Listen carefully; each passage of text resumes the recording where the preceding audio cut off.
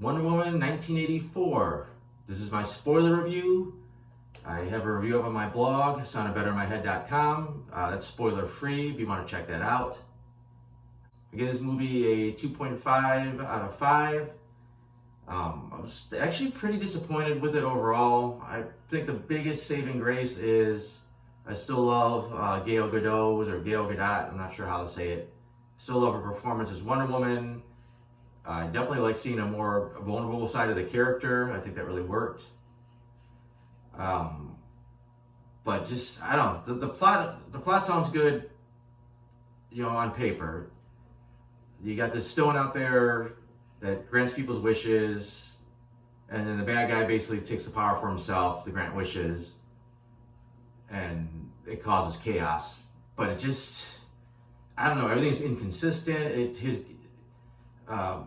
Maxwell Lord's game plan is so undefined. Like, if his goal was to destroy the world through like all this chaos, then absolutely that makes sense.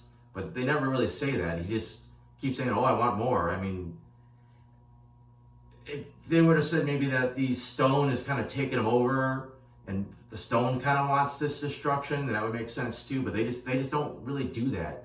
In the end, it boils down to he had a rough childhood, and he's just trying to be successful, and he kind of overdoes it. I don't know. It just didn't really work for me. Just thought it kind of felt kind of hollow.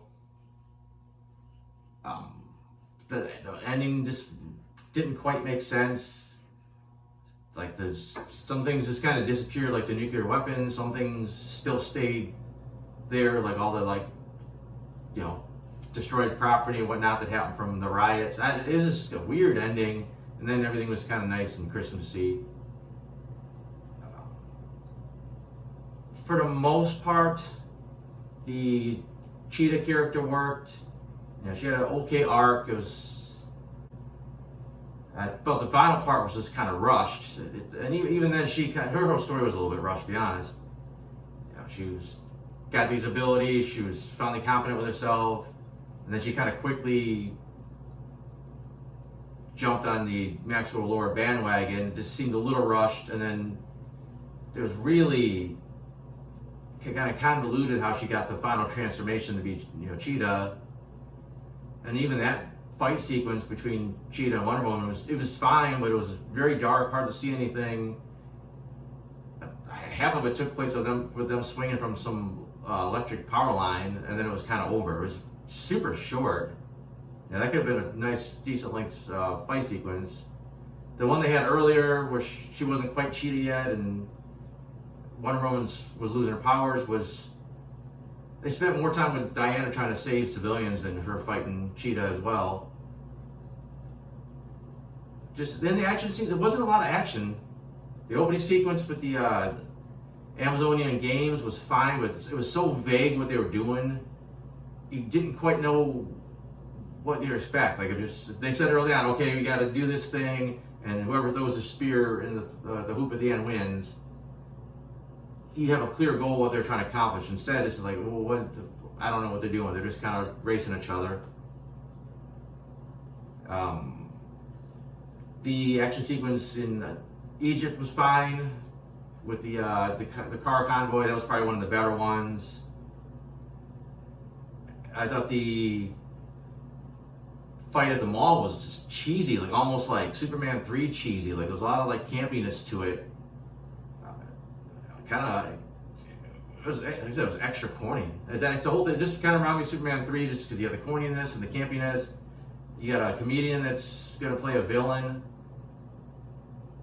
and there's just kind of a weird comparison got in my head. Luckily, they kind of got away from the campiness a little bit.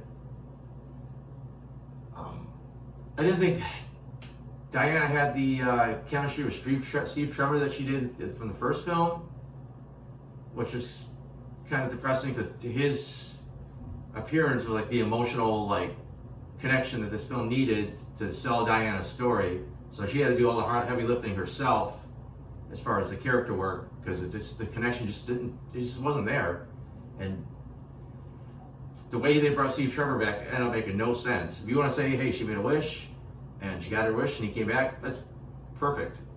But somehow he possessed some random guy, and then once he said some lines from the first movie, Diana saw him as Chris Pine for the rest of the time.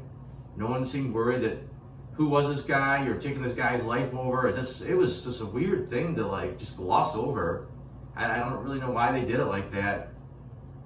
I don't remember anyone else's wishes get these weird caveats where it's like, oh, you can have this, but we got to kind of tweak it so this can't happen. I don't know. It didn't work for me at all.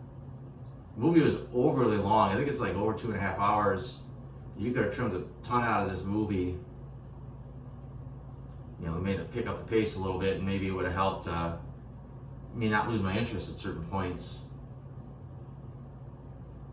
But oh, and there is a mid-credit scene.